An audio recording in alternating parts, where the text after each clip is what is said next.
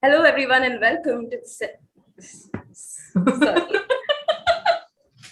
These are hard words. Whoever came up with this, I was the one who came up with this, but okay. Space Smurfs, Space Smurfs, Smurf. Space Smurf. Space Smurfs, Space Smurfs, Space Smurfs. Space Smurf. Never gonna give you up, never gonna let you down, never gonna run around and desert you. Hello everyone, welcome to another episode of Space Smurfs Season 3, where we are going to discuss a lot of interesting things and amazing stuff happening in space. And this is your host, Aleena, who is a wannabe space talk show host. And you're watching Space Smurfs Season 3, Episode 2. So we know like how important food and balanced diet is for our day-to-day life and for keeping our body healthy and everything. And like only if we are able to provide our body the enough nutrients, it will be able to function properly. And I think not everyone follow the same diet also. A lot of things comes into it, like the geographical aspect, how your family or the hereditary genetics things happen, and also like your medical conditions as well. Sometimes you might be allergic to some food, then you will have to find a substitute. And of course there are different lifestyles right now, like veganism and everything. So it's important to incorporate all the nutrients that your body needs based on all these things, right? And in today's world we have nutritionists and dietitians as well, along with doctors who help us prepare all these things.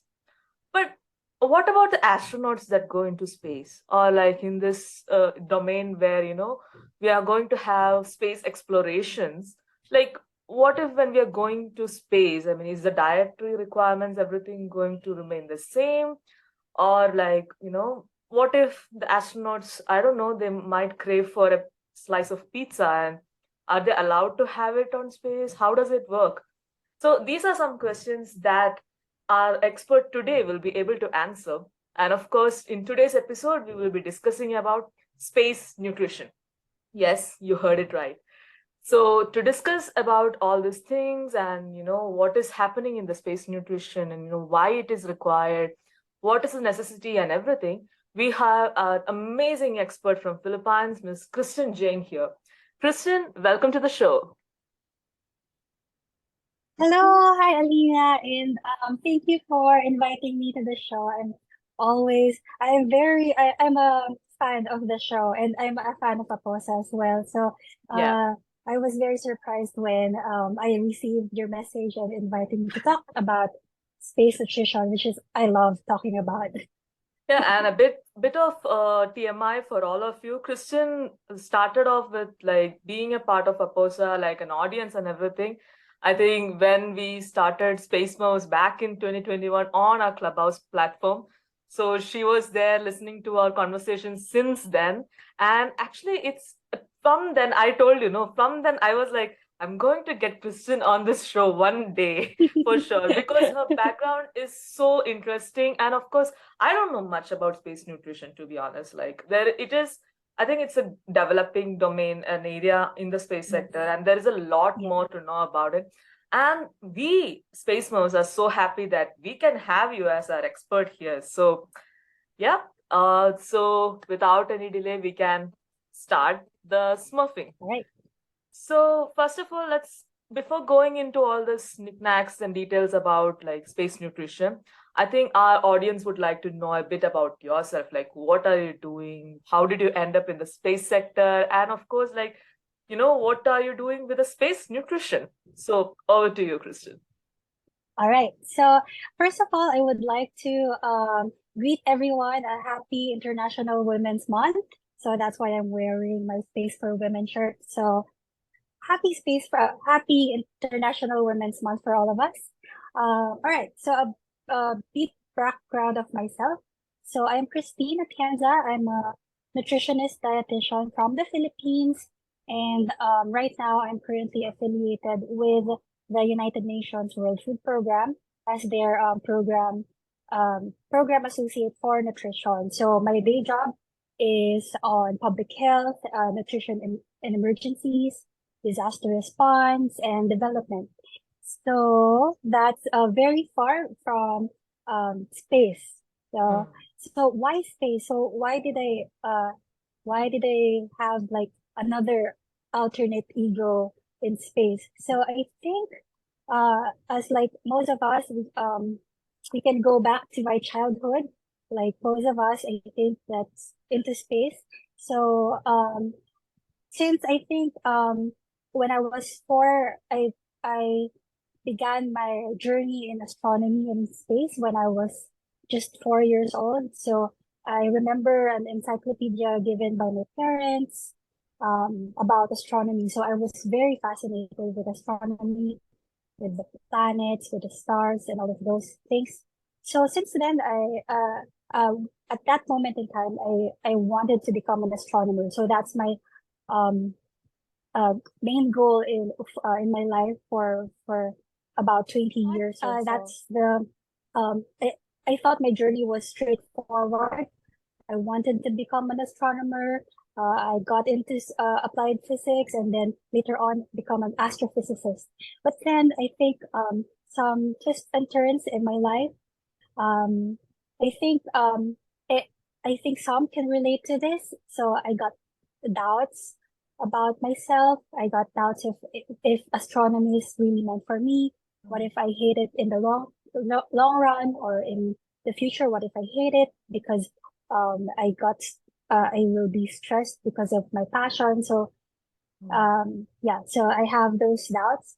So I decided to go to medicine, or the fields of medicine. So I saw that there's an opening in the nutrition course. So I shifted to nutrition. So, but until now, I'm not sure what happened into my mind at that time.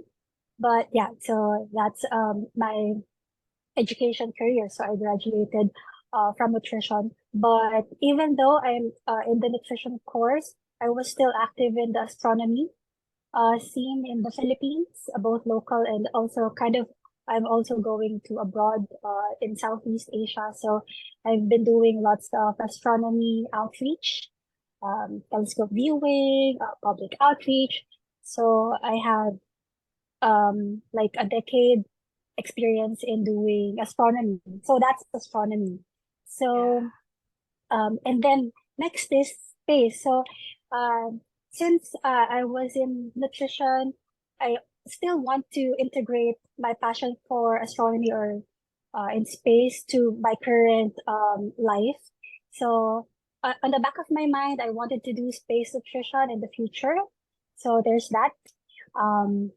So I became active in astronomy, and then I found out about Space Generation Advisory Council. So applied for, or I became a member of SGAC, I think in 2014, but I wasn't active back then because I'm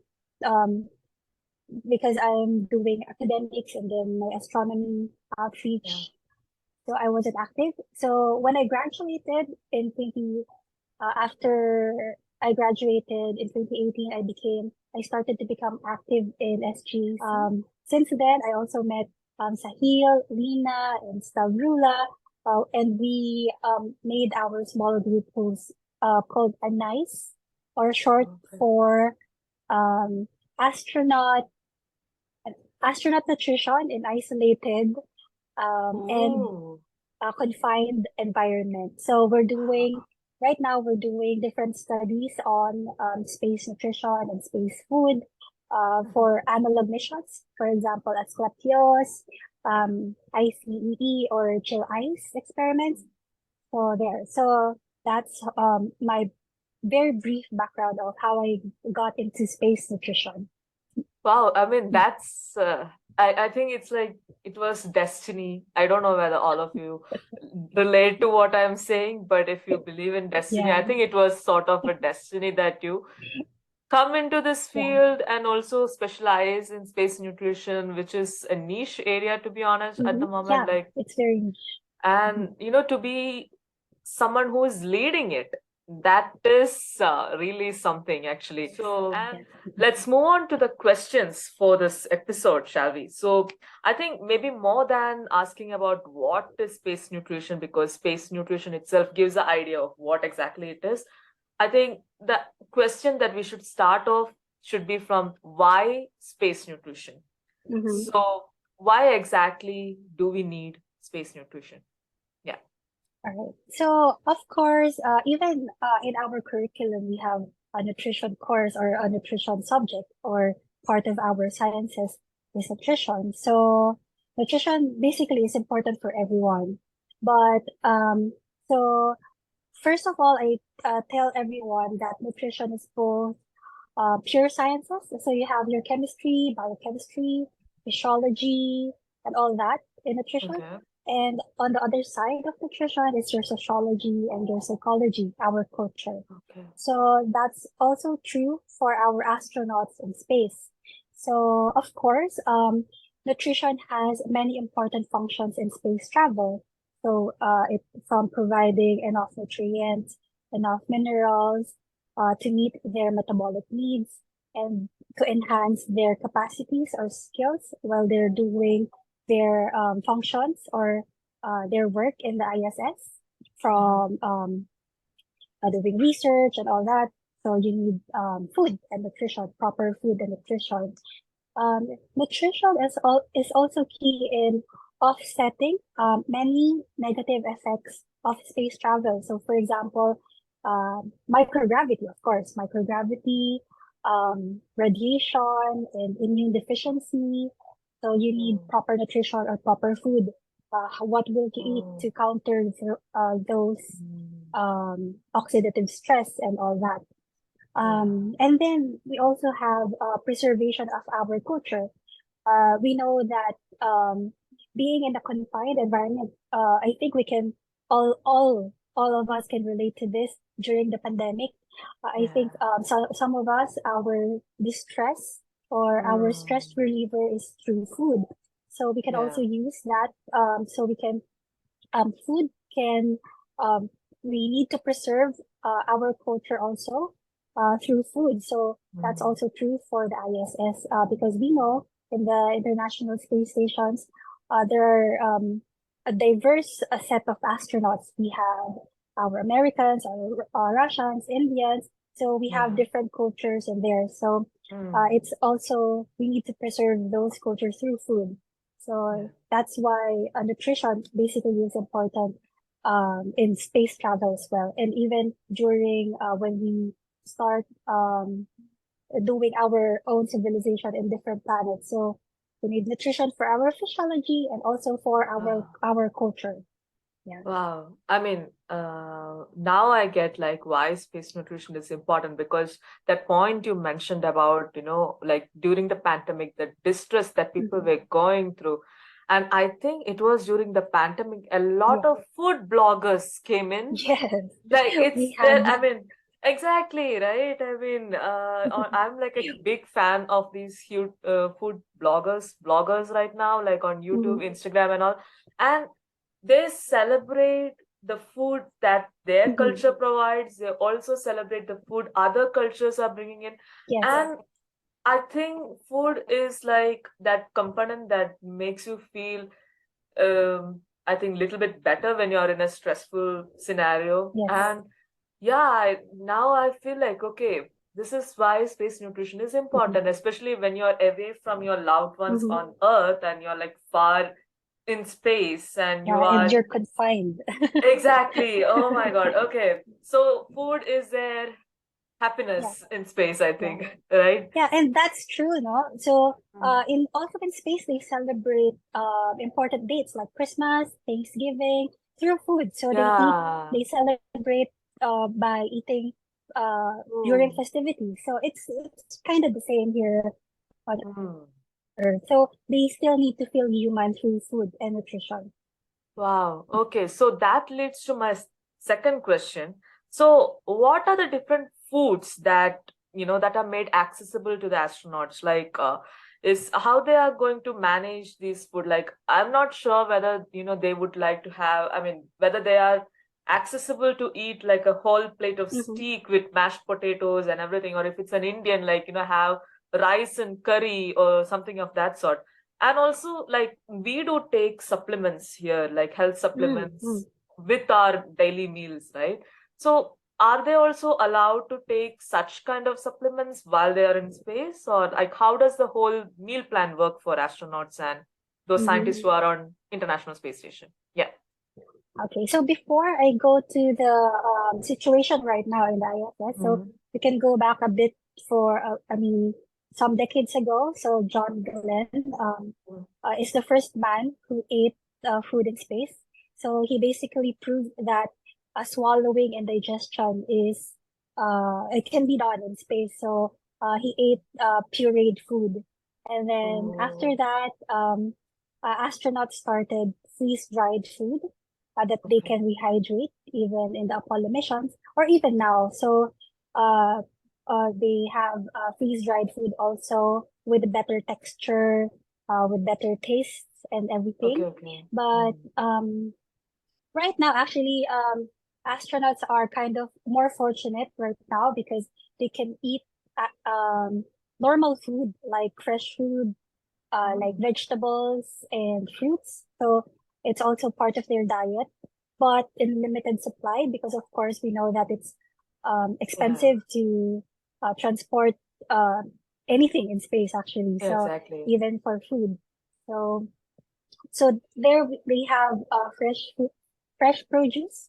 They can Mhm. also they can do agriculture now in space. So they Yeah, can plant their lettuce and yeah. they can eat their salads there as well. Oh, But okay. um, the main categories for food right now are lyophilized food or thermostabilized, freeze dried, and they're in packages. So Mm. so Okay. it's kind of yeah, it's pre-packed. Most of their food are pre-packed, but you have different kinds of food. They have tortilla, um, even cake. They have cake and soup, so Oh. they just need hot water for soup. So how do they eat? Not exactly like here, but they all but they use our basic. For them, it's very important for them to have scissors because they need to cut their Mm. pouches. But they also use straw for their beverages, and Ah. they have their trays. So they have their tray. They tape that to the wall, so it's better for them to uh, um, eat their food. So Oh. just imagine a tray strapped on a wall, and then that's how you eat. So it's kind of vertical, Wow. That or on the table. So they need to strap their food so that it won't fly away it won't fly from away. them. Yeah. Ah, okay. That's something cool. I mean, on my mind that I am imagining it, it looks pretty cool. And Yeah. while talking about that, I'll ask you a question, which is, I mean, you have to, I mean, it's like a dad joke, okay? So, how do astronauts serve dinner? It's a dad joke, It, so. uh, oh no, I'm not good at jokes. So, On by flying saucers. wow. I mean, one of the missions for season 3 Space Smurfs is for my jocks to come out into the space sector and Yeah, revolutionize. yes. We love space So dad jokes. yeah, I mean, I'm known among my friends for my dad jokes, so I just utilized it for the space sector. So thank me later. Yeah. Anyway, Um, uh, so about the question about supplements. So yes, astronauts drink supplements. So mhm. they drink biophosphate for bone loss because in Oh, space, because of microgravity, they have yeah. the problem mainly is bone loss and kidney stones, so they need those supplements. And in 2005, they also made them or astronauts drink multivitamins for Oh, oxidative stress because of okay. radiation and all that. Oh, okay, okay. So I think the outer space environment also plays a big role when it comes to space Hmm. nutrition, like the Yeah, yeah, microgravity, radiation, and everything. So yeah. whatever the losses that you have when you are facing the space environment, Hmm. you have to compensate that through your meal on space. Yes, Hmm. yes. Interesting.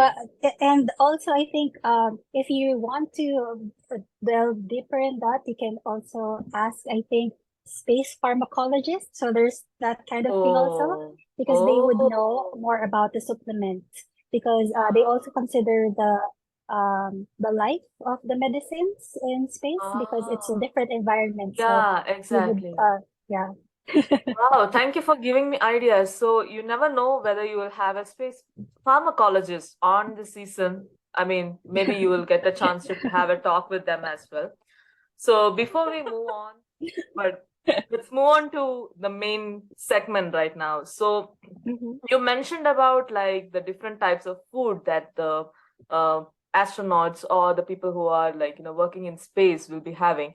So how do they prepare food in space? Like are we going to like give them prepped meal plans, like how we prep the meals for the week and keep it in the refrigerator and then use it accordingly? I mean, is it supposed to be in that way?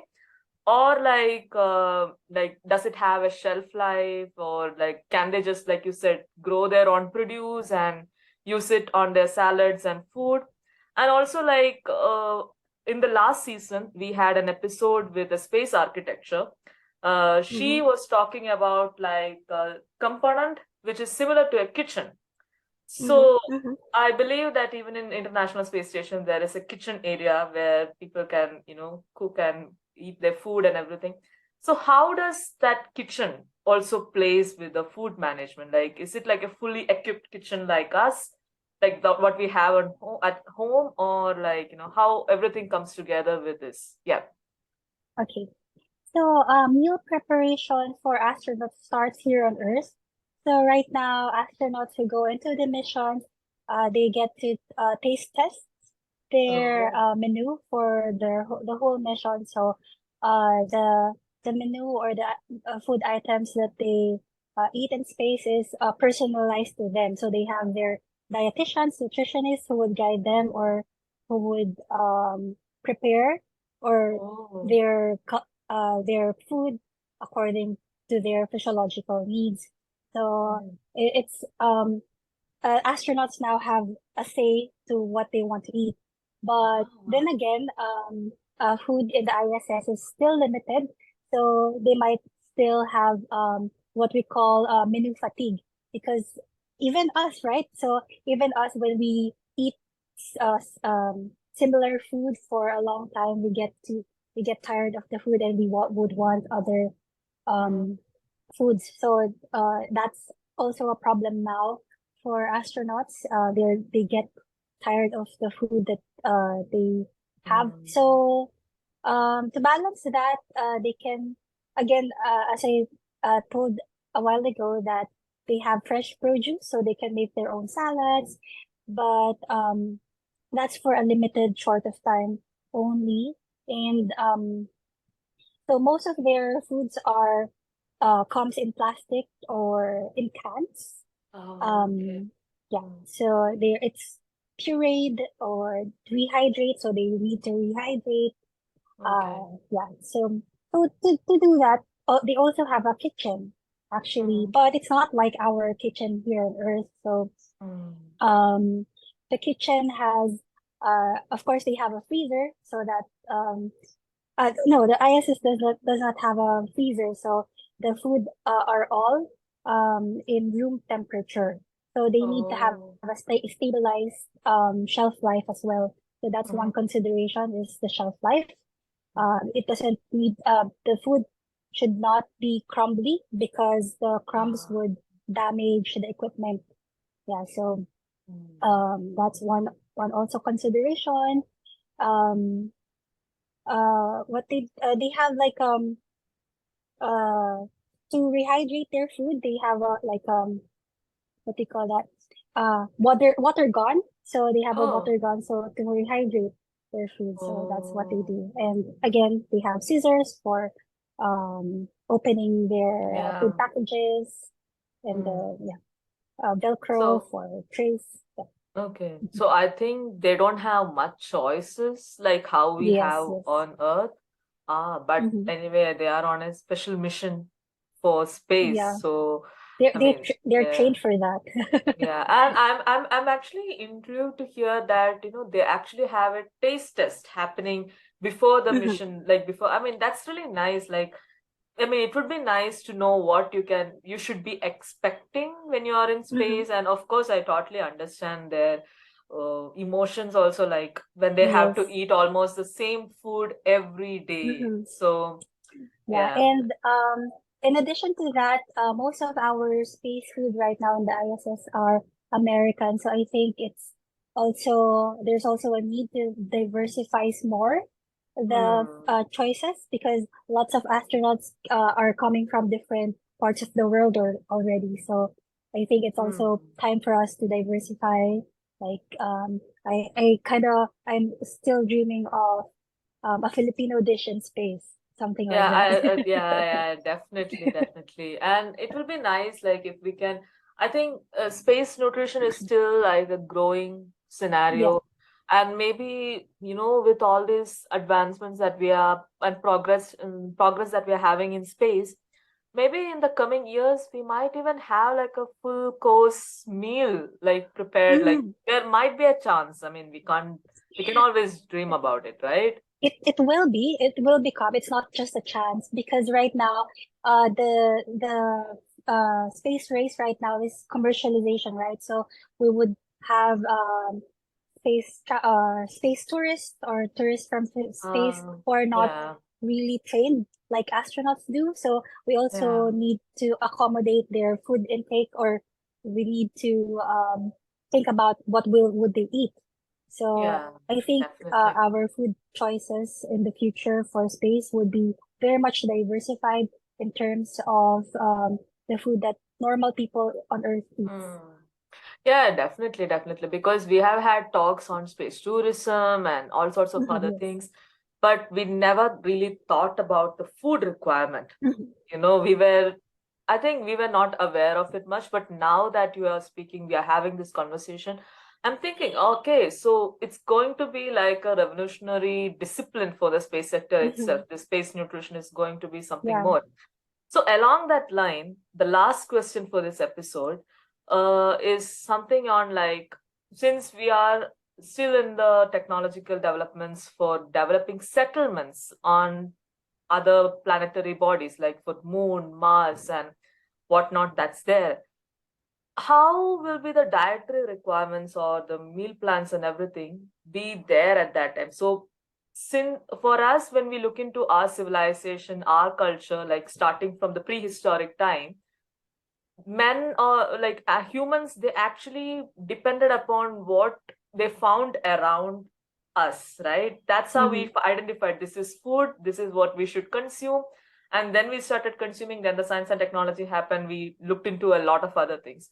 So when we are going into like, other planets, will we be following the same scenario or are we going to follow something similar to that of how the astronauts and the scientists in ISS are going through at the moment? Like, what are your thoughts on that? Okay.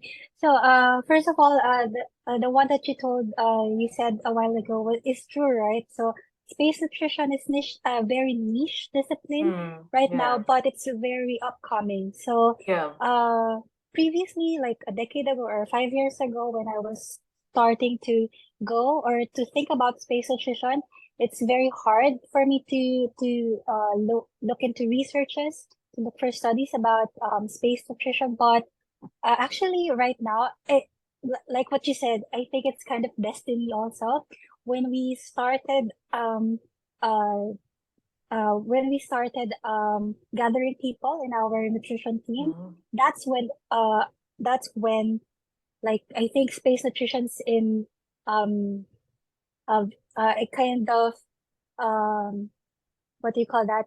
It's kind of emerging topic even in the IAC.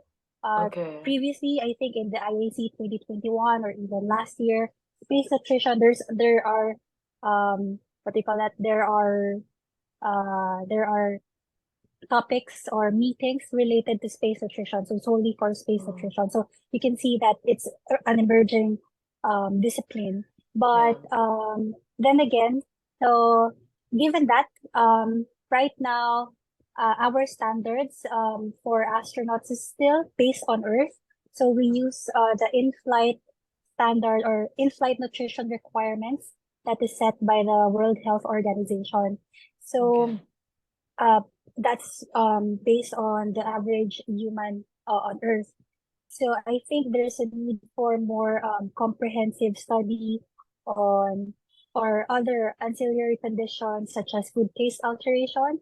So Mm. basically, I think we need more researches or studies or literatures for space nutrition, especially when we go to space or even in other planets because you need to consider their gravity because it's not the Exactly. same as the gravity on Earth. So that Mm. how does that affect in our metabolism?